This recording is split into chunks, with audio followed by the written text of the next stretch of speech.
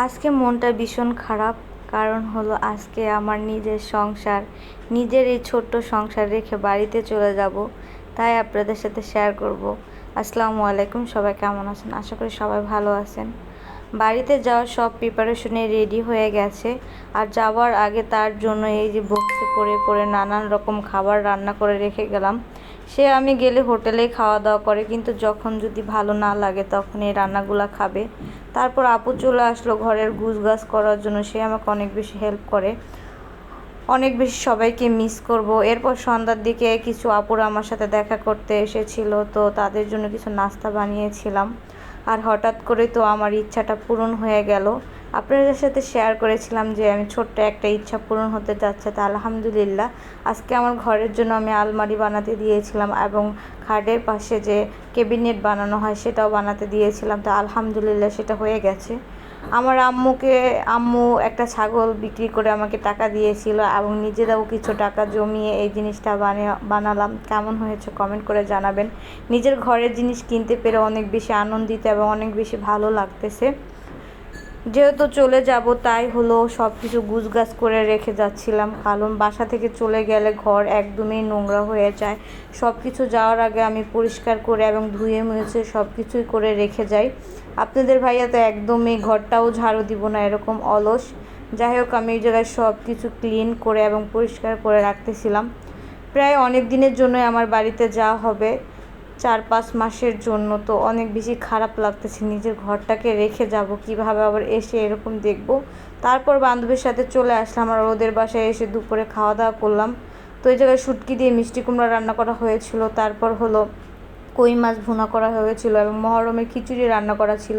তো সব কিছুই একটু একটু করে খেলাম, ভালোই লাগলো। এখানে ভৈরবে অনেক বছর ধরেই থাকি আর এই জায়গার মানুষ আমাকে অনেক বেশি ভালোবাসে। তাদের কাছে সবার কাছে দোয়া নিয়ে যাচ্ছি, সবাই যেন আমার জন্য দোয়া করে। তারপরে তো একটা পান খেলাম।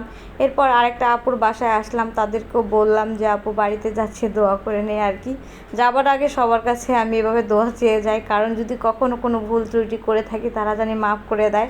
মানুষের হায়াত মওতের কথা তো আর বলা যায় না, এই আর কি। তো এরপর এই যে আমার ঘরটা কিন্তু আমি সুন্দর করে ক্লিন করে নিয়েছি এবং আমার ব্যাগ বাটি সব কিছু গুছিয়ে নিয়েছি। ওরকম কোনো কাপড় চোপড় এখন নিব না, কারণ অল্প কাপড়ই নিচ্ছি। তো সুন্দর করে দুটোটা রুম গুছিয়ে রেখেছিলাম এবং ক্লিন করে রেখেছিলাম।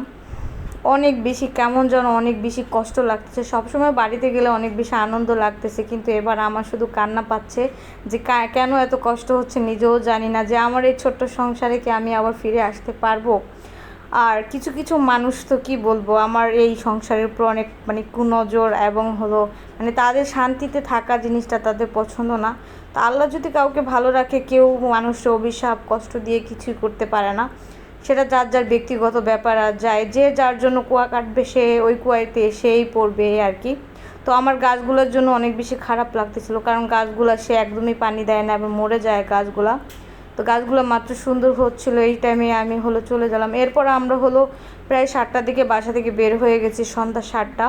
তারপর বাস স্ট্যান্ডে যেহেতু অনেক বেশি প্রচণ্ড গরম ছিল, তাই এসি বাস নেওয়া হচ্ছিল। আর সে তো যাওয়ার সময় মানে কি বলবো, আমার জন্য এত কিছু কেনাকাটি করে দিয়েছে, কারণ আমার এগুলো গাড়ির ভিতর বসে খেতে অনেক বেশি ভালো লাগে। চিপস, তারপর মানে অন্য অন্য অনেক চকলেট মকলেট অনেক কিছু কিনে দিয়েছে। তারপর সে আমাকে ঢাকা দিয়ে আসবে আমার মামা বাসায়। এখানে আবার কি যেন আসছে এগুলা, মানে সমোসার ভিতরে মানে ঝাল সমোসা, এটা খেতে ভালোই ছিল। তো আমি বেশি খাইনি, একটু খেয়েছি, কারণ এটা খাওয়ার পর আমার অনেক বেশি বমি হয়েছিল। তো তারপরে এই যে আলহামদুলিল্লাহ মামা বাসায় কিন্তু চলে আসলাম। আর আস্তে আস্তে আমাদের প্রায় হলো 12:30টার মধ্যে বেজে গেছে, যেহেতু বৃহস্পতিবার ছিল, অনেক বেশি জ্যাম ছিল। তো এরপর আর ওরকম কোনো ভিডিও করা হয় না, কারণ আমি অনেক বেশি অসুস্থ হয়ে গিয়েছিলাম। তো দুপুরে মামা বাসায় পরের দিনে বিরিয়ানি রান্না করা হচ্ছিল, আর এখানে সবাই কাটাকাটি করতেছিল। আমি এমনিতেই কাজ করি না বেড়াতে আসলে, আর এখন তো আরও বেশি অবসর, কোনো কিছু করি না, শুধু খাই আর ঘুরি আর কি। তো বিরিয়ানিটা কিন্তু অনেক বেশি লোভনীয় হয়েছিল দেখতে, অনেক বেশি ভালো লেগেছিল। আর আমাকে নেওয়ার জন্য সবাই চলে আসছে, আপু আসছে, ছোটো বোন আসছে, তারপর আম্মু আসছে, আন্টি আসছে, মানে আমাকে ঢাকা থেকে বাড়িতে নিয়ে যাবে। সবাই একসাথে 2-1 দিন থাকে, এরপর বাড়ি চলে যাব। অনেক দিন পর মায়ের হাতে খাবার খাচ্ছে, অনেক বেশি ভালো লাগতেছে। আম্মু এখানে খাইয়ে দিচ্ছে আর ভাগনা বলতেছে তোমার মেয়েকেই খাওয়াও। এরপর সবাই মিলে এই যে ডাইনিং টেবিলে বসে খাওয়া দাওয়া করছিল। তো সবার সাথে অনেক দিন পর হয়ে এখন মনটা একটু ভালো লাগতেছে, কিন্তু বাসার জন্য অনেক বেশি মন খারাপ। আপনারাও আমার জন্য দোয়া করবেন, জানি আমি সহি সালামত আমার সংসার আবার ফিরে যেতে পারি এবং সুস্থ সবলভাবে। তো এরপর আবার বিকেলবেলা একটু খিদা লেগে গেছিলো, তারপর আবার একটু বিরিয়ানি খেলাম। এরপর বিকালে আমরা, যেহেতু আজকে শুক্রবার ছিল জুম্মা মোবারক সবাইকে, তো আইডিয়ালের সামনে চলে গেলাম। যেহেতু ঢাকা আসলে আইডিয়ালের সামনে না গেলে একদমই ভালো লাগে না। তো এই যে মামি আম্মুরা সবাই মিলে আইডিয়ালের সামনে যাচ্ছিলো, হঠাৎ করে এখানে রাস্তার মধ্যে দেখি একটা পুলিশ গাড়ি ধরছে, তো তাকে আবার একটু ভিডিও করলাম, হয়তো কাগজপত্র নাই এই আর কি। তো আইডিয়ালের সামনে তো প্রচুর পরিমাণ ভিড়। আমি একটুখানি গিয়েছিলাম, পরে অল্প একটু থেকে 5 মিনিটের মতো থেকে দেখি এ জায়গায় আর আমার থাকা সম্ভব না, এত বেশি ঘাম দিচ্ছিল কি বলবো। তারপর আমার হাজব্যান্ড বলল চলো বাসায় নিয়ে যাই, তোমাকে এ জায়গায় থাকার দরকার নাই। তারপর এখান থেকে কিছু কেনাকাটি করলাম, তারপর আমি বাসায় চলে আসলাম। তো সবাই আমার জন্য দোয়া করবেন, সুস্থ সবলভাবে জানি থাকতে পারি, এবং পরবর্তী ভিডিওতে ইনশাল্লাহ যদি বেঁচে থাকি আবার আপনাদের সাথে দেখা হবে, আপনাদের সাথে শেয়ার করব। আল্লাহ হাফেজ, টাটা, বাই বাই।